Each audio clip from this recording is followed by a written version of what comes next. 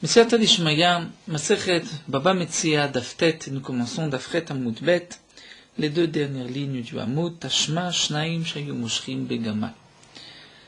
Donc on se rappelle la Sugia précédente que la Gemara avait rapporté, que Rav Yosef avait dit au nom de Rav Yehuda, que Mar Shmuel avait enseigné deux choses, le din de Rachouv et Manhig, de celui qui est assis sur la bête et de celui qui dirige la bête, où Shmuel avait dit, dans un cas il est connu, dans l'autre cas il n'est pas connu. C'est-à-dire dans un cas on peut acquérir la bête, et dans l'autre on ne peut pas acquérir, et Rabbi Yehuda avait rajouté, avait dit, et je ne sais pas, dans quel cas Shmuel a dit qu'on est connu, et dans quel cas on n'est pas connu. Et donc la Gemara avait aussi expliqué qu'il s'agit de deux cas, d'une personne qui est assise sur la bête ou d'une personne qui dirige la bête. Il est évident que celui qui va diriger la bête va l'acquérir, puisque manhig, c'est comme une meshicha, c'est comme s'il tire la bête, et la bête, on peut l'acquérir b'meshicha.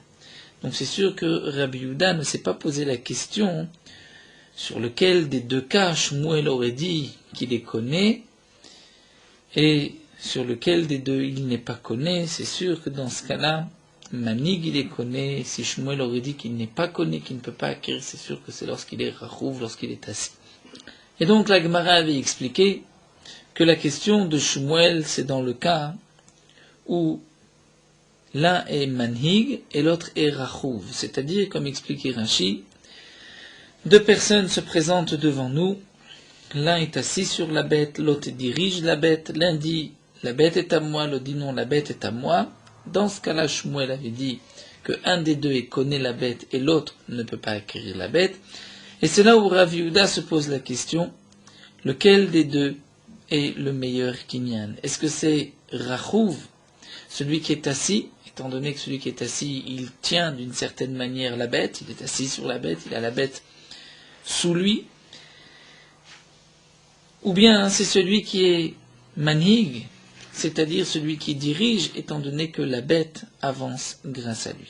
Ensuite, la Gemara nous avait rapporté que Rav Yosef avait dit au nom de Rav Yehuda, que Rav Yehuda avait lui-même essayé de chercher la réponse. Est-ce que c'est le Rachouv, celui qui est assis, ou c'est celui qui est manhig, qui est connu? Et Rav Yehuda avait apporté une preuve que Rachouv tout seul, il n'est pas connu, et donc à plus forte raison que lorsqu'un homme est Rachouv, bimkom manhig, c'est-à-dire que l'un dirige et l'autre est assis sur la bête, qu'il n'est pas connu, c'était la conclusion que nous rapportait Rav Yosef au nom de Rav Yehuda. Ensuite, la Gemara, dans le développement, avait rapporté une question où on avait vu d'une Mishnah que Rachouv est connu, que celui qui est assis peut acquérir la bête. Et la Gemara avait répondu que là-bas il s'agit d'un Rachouv manhig, c'est-à-dire il est assis sur la bête, mais il la fait avancer, il la dirige avec ses pieds. Et c'est vrai que Rachouv et manhig, il peut acquérir la bête, mais Rachouv tout seul, nous avons conclu qu'il ne peut pas acquérir la bête. La Gemara continue. Et la Gemara nous rapporte maintenant une autre preuve. Tashma. Shnaim shayu moshrim begamal. Deux personnes qui tiraient un chameau. Donc nous avons parlé de manhig, c'est-à-dire celui qui dirige. Il dirige une bête, c'est-à-dire que la bête avance grâce à lui. Il y a Rachouv, celui qui est assis sur la bête. Il y a Rachouv vemanhig, il est assis, il dirige la bête avec ses pieds. Il y a aussi Mosher, celui qui tire la bête. La bête est attachée à une corde et il tire la bête. Ici, la Braïta nous rapporte Shneim Shoy Moshrim Begamal, deux personnes qui tirent un chameau. Ou Manigim Bechamod, ou qui dirigent un âne. Et Rachid nous dit que l'âne, on a l'habitude de le diriger, non pas de le tirer, alors que le chameau, on a l'habitude de l'attraper par une corde et de le tirer. Donc deux personnes qui sont tous les deux en train de tirer un chameau ou de diriger un âne. Oshaya echad mosher vechad manig, où l'un est en train de tirer et l'autre de diriger. Bemidazot kanou, on commence d'aftet, ou bemidazot kanou, c'est-à-dire de cette manière kanou, ils ont acquis. Nous verrons qu'est-ce que cela signifie bemidazot. Rabbi Yehuda Omer, Rabbi Yehuda dit, leolam lo kanat shte meshicha begamal vanaga bechamor. Rabbi Yehuda vient dire que non. On ne peut acquérir la bête que si on tire le chameau et si on dirige un âne. Inversement, on ne peut pas acquérir un gamal en le dirigeant ou un âne en le tirant. Voici donc une marloquette. Si un est mosher et l'autre est manhig, est-ce qu'on peut acquérir la bête? D'après Tanakama, Bemidazot Kanu, ils ont acquis. D'après Rabbi Yehuda, non. On ne peut pas acquérir si on ne fait pas la meshicha pour le chameau et la hanaga dirigée pour l'âne. En tout cas, voici ce que nous allons essayer de déduire de cette braïta. Katane miyat, c'est rapporté, c'est marqué dedans. Hoshaya echad mosher vechad manhig. Nous avons un qui tire la bête et l'autre qui dirige la bête. Et dans ce mosher ou manhig, nous allons dire que Bemidazot Kanu, qu'ils ont acquis. Cela signifie que Mosher ou Manhig in, c'est seulement de cette manière, Mosher ou Manhig in, qu'ils peuvent acquérir une bête. Aval Rachouv, puisque ce n'est pas rapporté dans la Braïta lorsqu'un homme est assis sur la bête. Donc on voit que Rachouvlo, on ne peut pas acquérir en s'asseyant sur la bête. Donc voici une preuve que Rachouv, on n'est pas connu. La Gemara répond Wadin d'Afilo Rachouv. En vérité, répond la Gemara, il n'y a pas de preuve. Rachouv, celui qui est assis, Afilo Rachouv, même s'il est assis, il peut acquérir la bête. Alors pourquoi on ne parle que de Mosher ou Manhig, de celui qui tire et qui dirige? Va de Katane Mosher ou Manhig, la Foukémi de Rabbi Yehuda, pour exclure de cet enseignement de Rabbi Yehuda, de Amar qui a dit Achete Mishicha begamal vanaga bechamor. C'est-à-dire que Tanakama, qui nous dit Bemidazot Kanu, a voulu préciser qu'on parle seulement de Mosher et de Manhig, et non pas de Rachouv, alors qu'en vérité, c'est vrai que Rachouv, celui qui est assis sur la bête, c'est aussi un moyen d'acquérir la bête. Mais pourquoi on ne parle que de Mosher ou Manhig? C'est pour exclure cet avis de Rabbi Yehuda. Rabbi Yehuda a dit Achete Mishicha begamal vanaga bechamor. Pour l'âne, il faut le tirer. Pour le chamor, on peut le diriger. Donc Tanakama vient dire non, Kamash malad afilu ifran amekane. Que même si c'est le contraire, c'est-à-dire qu'on a dirigé un chameau et on a tiré un âne, on est connu, on peut acquérir la bête. Donc pourquoi on nous parle dans la Braïta que de Mosher ou Manhig? C'est simplement pour exclure, pour dire le contraire de l'avis de Rabbi Yehuda. Mais c'est vrai que Rachouv, c'est aussi un moyen d'acquisition et que le Tana de la Braïta aurait pu le rapporter. Alors demande la Gemara Yachi si c'est ainsi. Si vraiment c'est ainsi que d'après Tanakama, on peut acquérir un chameau si on le dirige et un âne si on le tire, alors on aurait dû, dans la Braïta, marquer ainsi, mélanger, c'est-à-dire marquer en même temps, enseigner, Shnaim Shayu Moshrim ou Manhigim, et ne pas faire une différence entre Moshrim Begamal, Manhigim Bechamor. On aurait dû dire deux personnes qui tirent ou qui dirigent, Ben Begamal, Ben Bechamor, que ce soit un chameau ou un âne. Et ce n'est pas marqué ainsi. On voit bien que le Tana précise Moshrim Begamal Manhigim Bechamor. C'est que le Tana veut faire une différence. Si c'est ainsi, notre réponse ne tient pas. Et la Gemara maintient et dit non. En vérité, on maintient. Pourquoi le Tana n'a pas voulu nous enseigner Rachouv, celui qui est assis sur la bête? Parce que le Tana voulait nous enseigner le din de Meshicha et de Hanaga, aussi bien chez l'âne que chez le chameau, pour exclure l'avis de Rabbi Yehuda qui nous dit qu'un âne, on ne peut que le diriger pour l'acquérir et un chameau que le tirer. Tanakama veut dire que on peut aussi différemment. Donc c'est pour cela qu'il emploie Meshicha Vanaga comme nous avons dit, et pas Rachouv, bien que Rachouv le din est le même. Malgré tout, pourquoi le Tana n'a pas enseigné on tire ou on dirige un chameau ou un âne? C'est parce que il y a un tzad, il y a un côté, un cas où on ne peut pas acquérir. C'est-à-dire, on ne peut pas dire Moshrim Manhigim, le Gamal et le Chamor, puisqu'il y a un cas où effectivement on ne peut pas acquérir. Donc il est évident que tirer un chameau, on peut l'acquérir ainsi. Il est évident que diriger un âne, on peut l'acquérir ainsi. Seulement, diriger un chameau ou tirer un âne, il y a un des deux cas où la même Tanakama est d'accord qu'on ne peut pas l'acquérir. Seulement l'agma ne précise pas lequel. Kadamri, d'après certains, c'est Meshicha Bechamor, tirer un âne. Fait Kadamri, d'après certains, c'est Hanaga Begamal, diriger un chameau. Et donc c'est pour cela que le Tana n'a pas voulu nous enseigner Moshrim ou Manhigim ben Begamal ben Bechamor, sinon on aurait pu entendre qu'on peut tirer et acquérir aussi bien l'âne que le chameau, et diriger aussi bien l'âne que le chameau, et ce n'est pas tout à fait exact, puisqu'il y a un cas qui ne peut pas se faire dans les deux. Donc c'est pour cela que le Tana a préféré nous parler de tirer un chameau et de conduire un âne, mais il y a aussi une autre possibilité, puisqu'on voit bien que Rabbi Yehuda, lui, ne pense qu'on ne peut que Meshicha begamal nanaga bechamor, donc Tanakama viendrait nous dire non. Il y a Echad Mosher vechad Manik, c'est aussi valable. Dans quel cas la Meshicha et la Naga, c'est-à-dire de tirer, de diriger, c'est valable.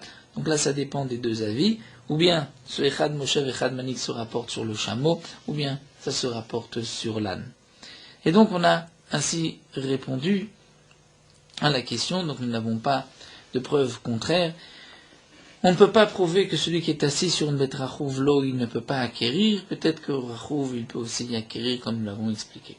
Ve'it des motifs misefa. L'Agmara poursuit, nous dit que d'après certains, ve'it, ou bien ve'ika, comme d'autres versions le disent, d'après certains, on pose la question sur la sefa. C'est marqué bemidazo kana dans les mots de Tanakama. C'est-à-dire que ainsi, bemidazo kana, on peut acquérir. Si un tire la bête et l'autre le dirige. Bemidazo, les mots temaï. Pourquoi Tanakama a dit de cette manière on peut acquérir. Lave les maoter rachouv, n'est-ce pas pour exclure et pour dire que rachouv, lorsqu'un homme est assis sur la bête, il ne peut pas l'acquérir. Sinon, que signifie bemidazo? Bemidazo, c'est-à-dire de cette manière uniquement. Cette manière uniquement, cela nous laisse sous-entendre qu'on veut exclure un cas. Quel cas qu'on veut exclure? N'est-ce pas que c'est le rachouv lorsqu'on est assis sur la bête? Et l'Agma répond l'eau. Les maoter ifra. En vérité, ce que le Tanakama vient exclure ici en disant Bemidazot Kanu, c'est le contraire, Ifra. C'est-à-dire que on veut exclure le cas où un va être manhig et l'autre va être mosher lorsque ce n'est pas le derer de cette bête. C'est-à-dire, comme nous l'avons vu, le chameau, son derer c'est de le tirer. Si on va le diriger pour le chameau et on va tirer l'âne, dans ce cas-là, ce n'est pas valable. C'est seulement Bemidazot Kanoum. Alors demande à Gmaïachiaïnou Rabbi Yehuda, c'est-à-dire Tanakama devient à ce moment-là Rabbi Yehuda, puisque Rabbi Yehuda a dit le chameau il faut le tirer, l'âne il faut le diriger. Et l'Agma répond il y a une différence. Ika benayu tzad echad de lokana. D'après Tanakama, il y a un cas tzad echad de lokana. C'est-à-dire que, comme nous l'avons expliqué plus haut, il d'amri d'après certains meshicha bechamor vika d'amri anaga begamal. D'après certains on ne peut pas tirer un âne, d'après d'autres on ne peut pas diriger un chameau. On va expliquer ce que l'Agma répond d'après le premier idée amré, c'est-à-dire Meshicha b'chamor n'est pas valable tirer un âne. C'est-à-dire on va lire dans les mots de Tanakama ainsi, deux personnes qui tirent un chameau, ou deux personnes qui conduisent un âne, ils vont tous les deux acquérir le chameau ou l'âne. C'est-à-dire que si l'un va tirer le chameau, ou va diriger le chameau, c'est-à-dire un dirige le chameau, l'autre tire le chameau. Là, on va dire Bemidazot Kanu. De cette manière, ils pourront acquérir le chameau. Pourquoi? Puisque la Meshicha et la Hanaga, ce sont deux kinim qui peuvent se faire pour un chameau. Et Tanakama vient exclure en disant Bemidazot Kanu, pour nous dire que si ça avait été le contraire, c'est-à-dire si on avait eu le cas d'un homme qui tire un âne et l'autre qui dirige un âne, là on n'aurait pas dit que les deux sont konim. Rabbi Yehuda, lui, n'est pas d'accord avec Tanakama, puisque Rabbi Yehuda nous dit, même pour le chameau, on ne peut que le tirer, on ne peut pas le diriger. Donc ainsi on comprendrait la marloquette entre Tanakama et Rabbi Yehuda. Et de même, d'après le Ika de Amri Kahanaga Begamal, on devra dire que d'après Tanakama, ce qui est marqué Chad Moshav et Chad Manhig, il s'agit de l'âne et pas du chameau, et Bemidazot Kanu pour exclure ce même cas dans le chameau. La Gemara continue, Tashma. On va essayer là maintenant de nous apporter une autre preuve. Echad rachouv chamor. Un homme est assis sur un âne, chevauche un âne. Vechad tafuz bemosira. Et l'autre attrape mosira, c'est-à-dire les rênes, attrape la corde qui tient cet âne. Zekana chamor, zekana mosira. La Braïta nous dit l'un a acquis le chamor, l'âne, et l'autre a acquis la mosira, les rênes, la ficelle. Donc, Shema Mina, de cette braïta, puisque c'est marqué que celui qui est assis sur le chamor a acquis le chamor, Shema Mina rachouv kane, que celui qui est assis sur une bête peut l'acquérir. Donc, la Gemara veut prouver que rachouv kane, que celui qui est assis sur la bête peut l'acquérir. Et ici, on ne parle pas de deux personnes dont l'un tire la bête et l'autre est assis sur la bête. On parle d'une personne qui a attrapé les rênes, la corde, mais qui ne tire pas la bête, et l'autre qui est assis sur la bête. Et donc nous explique Rashi, si le rachouv tout seul peut acquérir toute la bête, donc lorsque nous avons rachouv et en même temps nous avons un manhig, à ce moment-là on va dire que le rachouv peut acquérir la moitié, puisque manhig va acquérir la moitié. Donc on revient à la question du din de Shmuel rapporté plus haut, rachouv bimkom manhig, d'après cette braïta, ils devraient tous les deux acquérir la bête. Alors la Gemara répond non. Ce qui est rapporté ici, que le rachouv, celui qui est assis sur la bête, peut l'acquérir, c'est lorsqu'il dirige la bête avec ses pieds. Et donc, puisqu'il la dirige avec ses pieds, c'est comme manhig, et ce n'est pas juste un kinyan rachouv d'être assis sur la bête. C'est ainsi, nous dit la Gemara, si tu dis que celui qui est assis sur la bête va même la diriger, il va la diriger avec ses pieds, et donc il va faire une acquisition de la bête. Pourquoi ne va-t-il pas acquérir aussi la mosira, c'est-à-dire cette ficelle? Puisque nous dit Rashi, cette ficelle, c'est-à-dire cette corde qui se trouve sur la tête de l'âne, est en vérité, toute ce qu'on mettait autour de la tête, c'est comme un tarchit, comme un bijou pour l'âne, et lorsqu'on a acquis l'âne, on a acquis aussi le bijou. Alors l'Agma nous dit, effectivement, on dira que l'un a acquis l'âne, et la moitié de ses rênes, de toute cette corde, et l'autre a acquis la moitié de la mosira. Alors la Gemara continue, encore on comprend, celui qui est assis sur la bête et qui dirige la bête peut acquérir la bête, et peut acquérir aussi la ficelle, peut acquérir aussi donc toute cette corde et tout ce qui est autour, accroché autour de l'âne. Pourquoi? Puisque de l'autre côté, Makbala Ben Da'at, nous avons un homme, Ben Da'at, normal, intelligent, qui va aussi lever de l'autre côté les rênes, qui va lever la corde. Et donc, cette corde va pouvoir être acquise par celui qui est assis, en même temps que celui qui va la tirer, puisque cette corde ne traîne pas par terre, elle est soulevée par un bendat. Et la tafous bemosira bemaikane, mais demande à celui qui attrape la corde. Comment va-t-il acquérir tout le reste?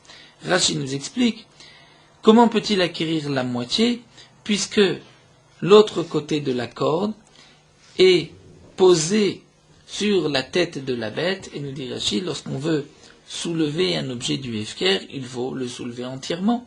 Donc celui qui tire la corde ne l'a pas soulevé entièrement, parce qu'il y a une partie qui est posée sur la tête de la bête.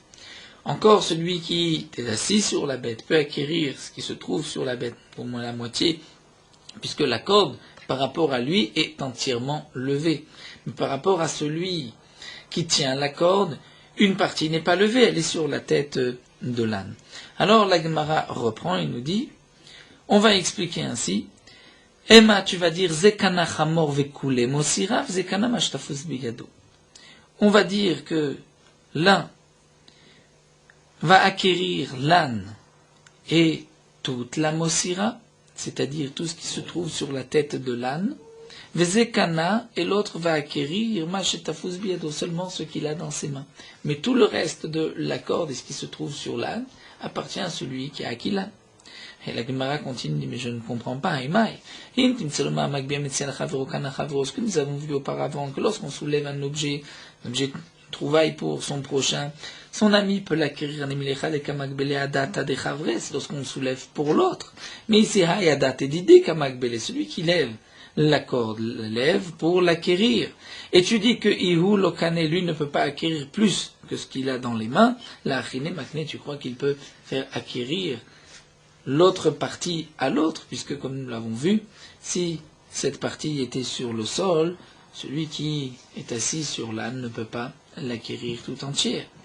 Donc, nous avons besoin ici des deux, et si le deuxième qui tient la corde ne peut pas l'acquérir pour lui-même, donc comment peut-il être makné à l'autre? Et là, Ravashi vient répondre, Amar Ravashi zekana chamor ou bet fagea, c'est-à-dire que l'un, celui qui est assis sur l'âne et qui le dirige, peut acquérir l'âne et peut acquérir aussi bet fagea, Rachid nous explique, c'est-à-dire c'est tout ce qui se trouve sur la tête de l'âne et sur les joues de l'âne, dire toute cette parure que l'âne a sur lui, ses cordes, et l'autre ne va acquérir que ce qu'il a attrapé dans ses mains. Et le reste, c'est-à-dire la corde du milieu, qui est suspendue en l'air, lokana lose velose, ni l'un ni l'autre ne pourront l'acquérir, dire le premier qui voudra s'en emparer pour en devenir propriétaire.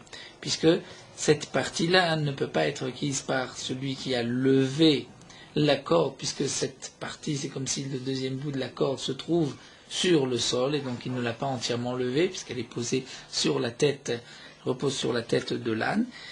Et donc si lui ne peut pas l'acquérir, donc le propriétaire maintenant de l'âne ne peut pas non plus l'acquérir, donc cette partie intermédiaire n'appartient ni à l'un ni à l'autre. Rabbi Abaou Amar, Rabbi Abaou reprend, il nous dit le olam kedekatane. En vérité, il nous dit Rabbi Abaou, on peut lire comme ce que nous avons dit auparavant, dire l'un va acquérir l'âne et l'autre va acquérir la mosira, c'est-à-dire la corde et tout ce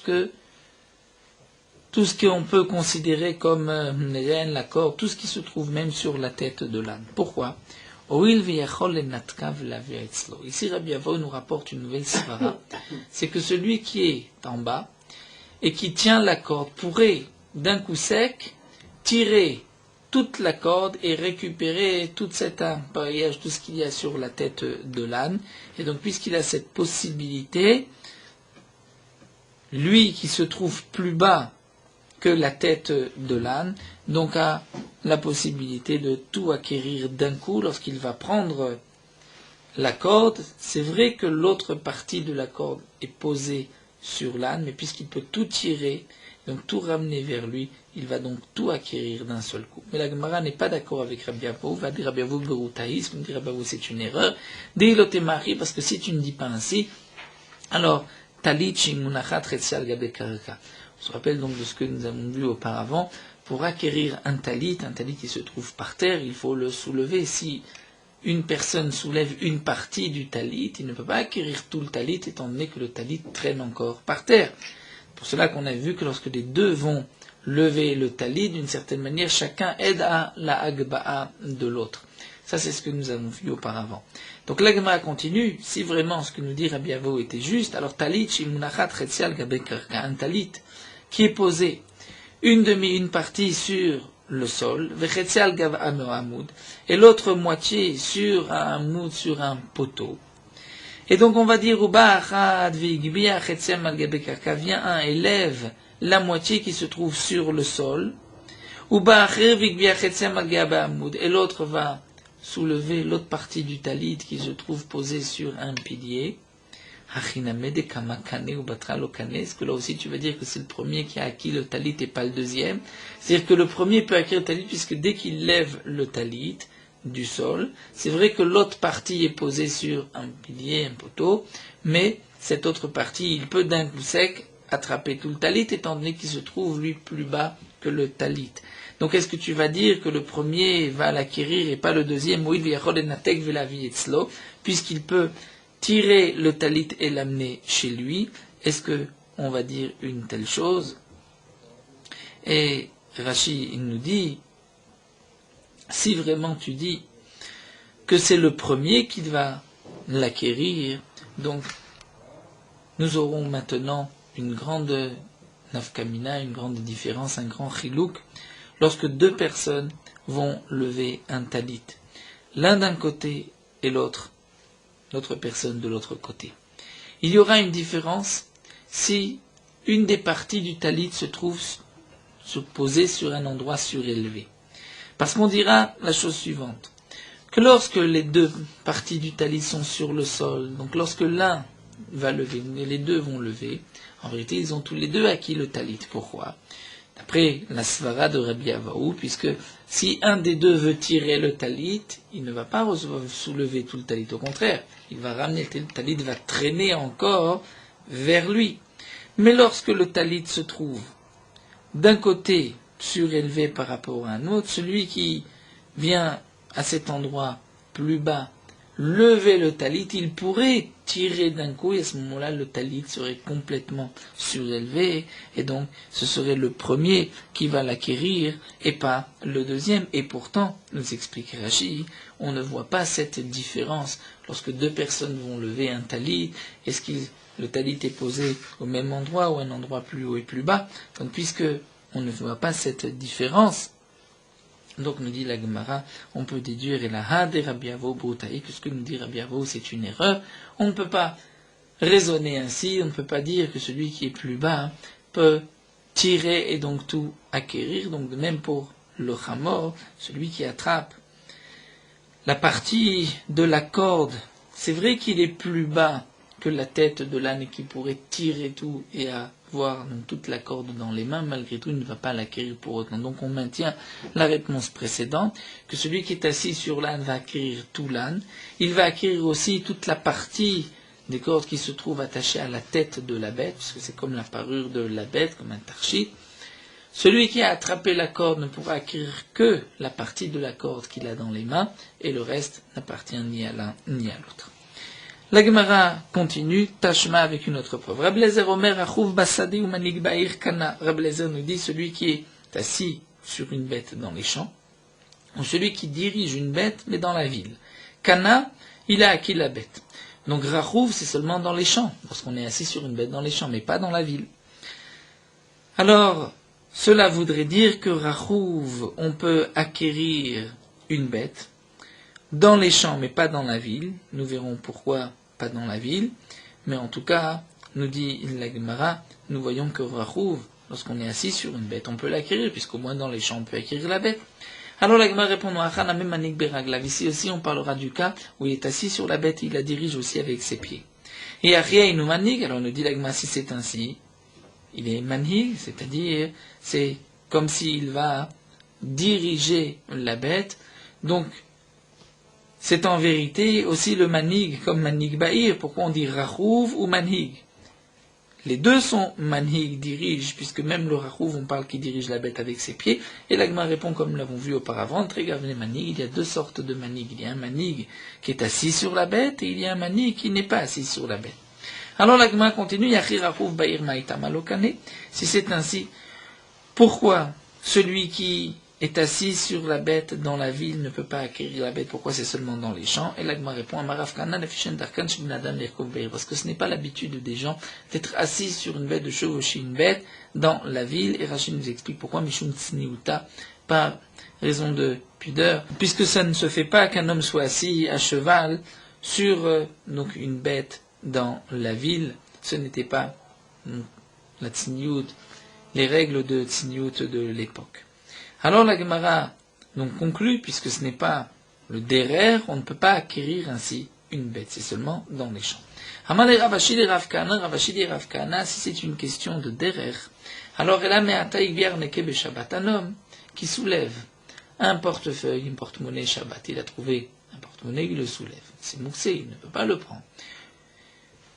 Est-ce que tu vas dire qu'il ne va pas l'acquérir, parce que endakam shebnadam l'agbiar neke beShabbat, puisque ce n'est pas l'habitude des gens, donc tu vas dire qu'il ne va pas l'acquérir, bien sûr qu'il va l'acquérir. C'est évident qu'il va l'acquérir. Pourquoi? Tu vas dire la maïde avadavat, c'est-à-dire c'est vrai qu'il a transgressé Shabbat, il a pris un objet moussé, mais ce qu'il a fait, il a fait. Vekane, il a acquis le porte-monnaie, achaname, maïde avadavat, vekane, ici aussi. C'est vrai que ce n'est pas l'habitude de s'asseoir sur une bête dans la ville, mais celui qui a malgré tout transgressé, dire ses habitudes, ses dereret, ses manières de conduite, il a quand même acquis la bête, puisque c'est un moyen d'acquisition. Alors l'agma reprend, et la bemekar ou memkar askinanzi, il s'agit d'une vente. Mekar ou memkar de commerce, où l'un a dit d'Amarlé, c'était le propriétaire de la bête, lui a dit, kanek dershvenadam konim, tu vas acquérir la bête comme c'est l'habitude des gens d'acquérir une bête. Et donc c'est pour cela qu'on fera une différence entre la ville et entre les champs. Et la Gemara continue, nous dit, Vereshut arabimhu kane. Si c'est dans la ville et dans un domaine public où il est assis sur la bête, il peut aussi l'acquérir. Pourquoi? Rachid nous explique parce que dans la ville, lorsqu'on est dans la rue principale, dans la rue publique, c'est l'habitude d'être assis sur la bête, ne pas la diriger. Parce que, étant donné qu'il y a beaucoup de monde, si un homme veut diriger sa bête, il risque à un moment de se trouver séparé de sa bête par une foule.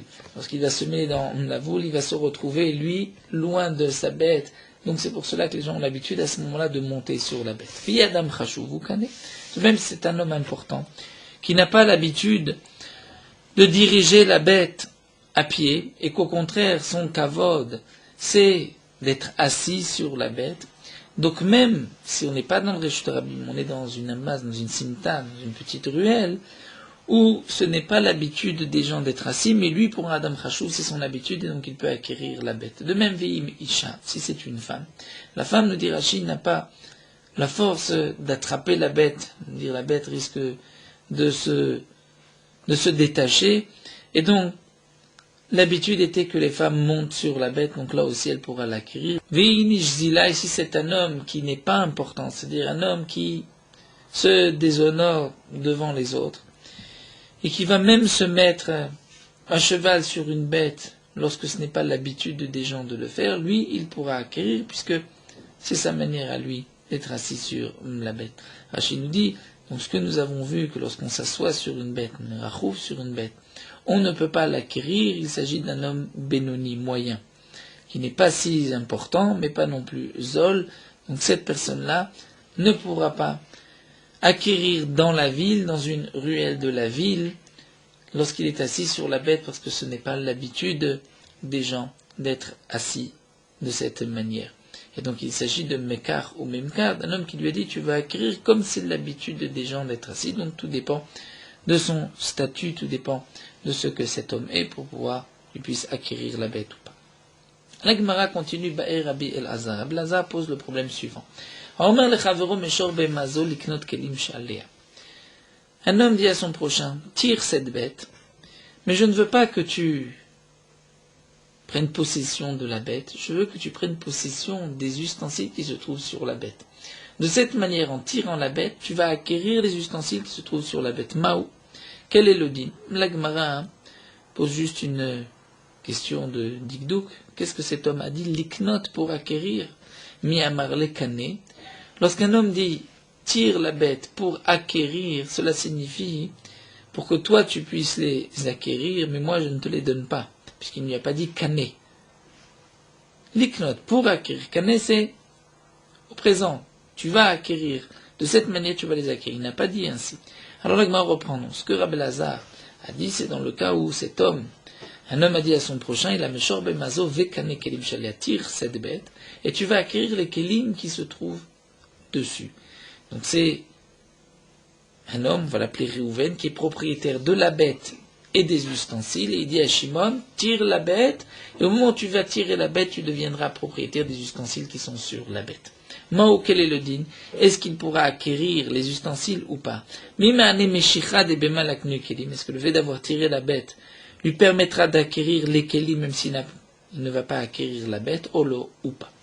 Amar Rava rajoute et dit, mais Rava soulève un petit dikdouk des mots de Rabbi El-Azhar. Rabbi El-Azhar se pose le problème lorsqu'un homme, Rouven dit à son prochain, Shimon, tu vas tirer la bête et acquérir les kelim. Cela voudrait dire, tu vas tirer la bête et acquérir les kelim, que tu ne vas pas acquérir la bête. C'est là où le problème se pose. Mais si Rouven avait dit à Shimon, tu vas tirer la bête et tu vas acquérir la bête et les kelim, là dans ce cas-là, c'est sûr qu'il aurait pu acquérir et la bête et les kelim. C'est là où se pose Rava la question, mais est-ce qu'il peut acquérir les kelim? Comment va-t-il acquérir les kelim? Parce que la bête est comme un khatser, comme son domaine, et tout ce qui se trouve dans son domaine, on peut l'acquérir bekinyan khatser. Mais demande Rava khatser, nous avons une halakha, que le khatser, c'est-à-dire la cour, le domaine qui peut nous permettre d'acquérir ce qui se trouve dans notre domaine. C'est seulement lorsque ce khatser ne bouge pas, mais ce que lorsqu'un khatser qui est en mouvement, ma'alecheti, khatser ma'alechet lokana, et ici l'âne est un khatser ma'alechet, la bête, ou l'âne, toutes sortes de bêtes, toutes béma, et ma'alechet marche, et puisqu'elle marche, donc khatser ma'alechet lokana. Ritema, peut-être que tu diras que chez Amda, lorsque la bête s'arrête, et debout, elle n'avance pas. C'est là où il pourra acquérir les kelim. Ce n'est pas valable non plus. Nous avons une règle que lorsque une bête, c'est-à-dire ou plutôt un khatser qui est en mouvement, on ne peut pas acquérir, même si ce khatser s'arrête, on ne peut pas acquérir. Donc là aussi, la bête, puisque elle peut avancer, même si elle n'avance pas, on ne peut pas acquérir les kelim par le kin khatser de la bête. Et la Gemara répond vilcheta bekafuta, c'est-à-dire la halacha. Dans quel cas Rabbi Elazar sera d'accord que si Rouven veut donner à Shimon et la bête et les kelim, qu'il va acquérir les kelim par un kinyan khatser, parce que les kelim se trouvent sur son domaine, c'est lorsque la bête est kefuta, qu'elle est attachée. Et si la bête est attachée, donc là, dans ce cas-là, elle n'est pas considérée comme Khatser Ma'alechet, et donc il pourra acquérir les Kelim. Amourle Rav Papa et Ravuna Berdri Abishua le Rava. Rav Papa et Ravuna, le fils de Rabishua, on dit à Rava. Et la Meata, si c'est ainsi, dire d'après ton principe, que Khatser Ma'alechet, on ne peut pas acquérir, Haya Ma'alech Bisfina. Si un homme se trouve dans un bateau, Vekavtsu Dagim, et que des poissons ont sauté, venaflou les tochasfina, ils sont tombés dans le bateau. Est-ce que tu diras aussi que le bateau est en mouvement et donc le propriétaire du bateau ne peut pas acquérir les poissons, velokane? Est-ce que tu diras aussi ainsi? Amarlé lui dit non, sfina menach naïcha. La sfina, le bateau, est posé sur l'eau, n'est pas en mouvement, c'est seulement maya ou des kamamtula. C'est l'eau qui bouge et qui permet au bateau d'avancer, mais le bateau, lui, on peut le considérer comme immobile. Amar le Ravina le Ravashi, Ravina continue pose action Ravashi, la meata, mais d'après toi, ita ma'alechet birshut rabim bezarak laget le torcheka. Une femme qui marche dans le domaine public. Pour divorcer une femme, il faut lui donner le guet dans ses mains ou dans son domaine. Si une femme marche dans le domaine public, que le mari lui a jeté son guet le torcheka contre elle, et donc elle a reçu le guet sur elle, o le torkalata, ou à l'intérieur d'un panier, Rachid nous explique, c'est un panier que les femmes portaient sur la tête à l'époque, où elles avaient l'habitude de mettre des petits kelim lata, des petits outils pour broder, ou pour tricoter, parce que les femmes avaient l'habitude de faire à l'époque. Donc là, est-ce que tu diras, Achilame de l'Omegarcha, que dans ce cas-là, lorsqu'il a jeté le guet dans ce panier, il ne va pas ainsi la divorcer, puisque la femme est en mouvement, et pourtant, Rachid nous rapporte, nous avons une Mishnah dans Masechet Gitin, on voit que la femme est Megoureshet. Amarle lui a répondu, Kalata minach naïcha, ve'ideka mazgim etuta. En vérité, le panier est posé, c'est juste la femme qui avance sous le panier, mais le panier on peut le considérer posé, donc le panier a un statut de khatser, de domaine, donc tout ce qui tombe dans le panier, c'est comme c'est tombé dans le domaine de la femme, et la femme pourrait être ainsi divorcée. Donc on voit que le problème posé par Rabbi Elazar, quel est le din d'un homme qui dit à son prochain, tu vas tirer la bête pour acquérir les kelim, mais pas pour acquérir la bête, donc cette question n'a pas été répondue par la Gemara, elle reste en suspens. Nous nous arrêtons ici, on reprendra une nouvelle Mishnah, parce que c'est une nouvelle Suga qui se prolongera sur le fil de Bezrat Hashem. Nous poursuivons avec Meorot HaHalacha d'Aftet. Celui qui trouve un objet lequel il n'y a pas de siman, et c'est un objet qui fait partie des objets où on ne se rend pas compte immédiatement qu'on l'a perdu. Parfois, beaucoup de temps passe au moment où le propriétaire se rend compte qu'il a perdu. Si celui qui a soulevé l'objet l'a pris avant le yuj du propriétaire, il se devra de le rendre ensuite au propriétaire. Même dans le cas où après que celui qui a trouvé l'objet l'a pris, le propriétaire a entendu qu'il a perdu cet objet. Il fait Yehush, malgré tout, celui qui a trouvé devra le rendre, étant donné qu'au moment où il l'a pris, le propriétaire n'avait pas encore fait Yehush. Il y a dans la Gemara ce qu'on appelle le Yehush Shelo Midaat, qui n'est pas considéré comme un Yehush, c'est-à-dire qu'au moment où je trouve un objet, le propriétaire ne sait pas qu'il a perdu cet objet, et je suis sûr que lorsqu'il va s'apercevoir qu'il a perdu cet objet, il fera Yehush. Mais aujourd'hui, il ne s'en est pas rendu compte, et donc il n'a pas fait encore Yehush. Est-ce que je peux considérer que c'est un Yehush ou pas? Là, l'Acha est que Eno Yehush, et donc je dois rendre l'objet. Même lorsqu'il y a un Safek, au moment où je lève l'objet, est-ce que le propriétaire a fait Yehush ou pas? J'ai une obligation de rendre l'objet à son propriétaire.